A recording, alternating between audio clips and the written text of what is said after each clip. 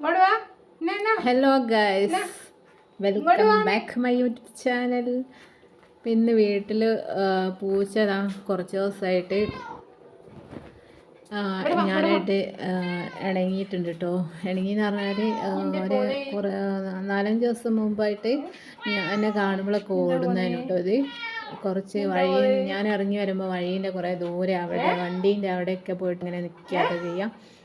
പിന്നെ ഞാനതിന് ചോറും മീനും കറിയൊക്കെ വെച്ച് കൊടുത്തപ്പോൾ അത് കഴിക്കാൻ വന്നിട്ടോ ഒരു ദിവസം. പിന്നെ അത് വീണ്ടും കഴിച്ചിട്ടോ ഒരു ദിവസം.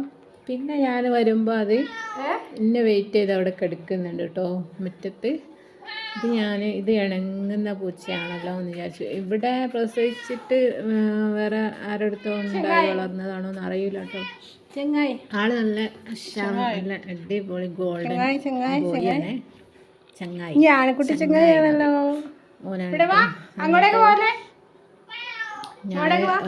ഇത് അങ്ങനെ അടുത്തൊന്നും വരും ഞാൻ വിചാരിച്ചില്ല.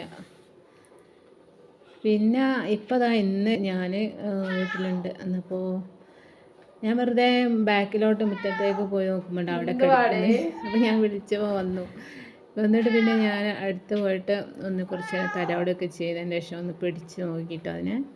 അപ്പോൾ അത് ഇണങ്ങി പിന്നെ അതിൻ്റെ കൂടെ അങ്ങനെ വന്നപ്പോൾ ഞാൻ അതിൻ്റെ മടിയിലൊക്കെ വെച്ച് ഇരുത്തിയിട്ട് കുറച്ച് നേരം.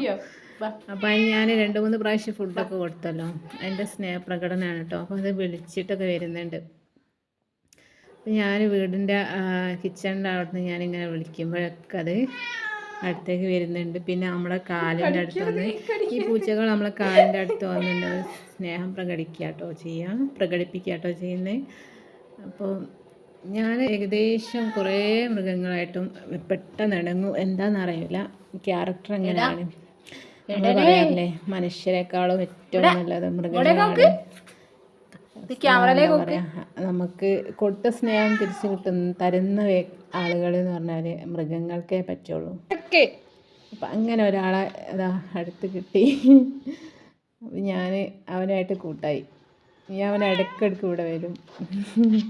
അപ്പോൾ ഇത്രയേ ഉള്ളൂ ഇന്നത്തെ വീഡിയോ ഇഷ്ടമായിട്ടുണ്ടെങ്കിൽ ചാനൽ സബ്സ്ക്രൈബ് ചെയ്യുക, ലൈക്ക് ചെയ്യുക, കമൻറ്റ് ചെയ്യുക, ഷെയറും കൂടെ ചെയ്യുക.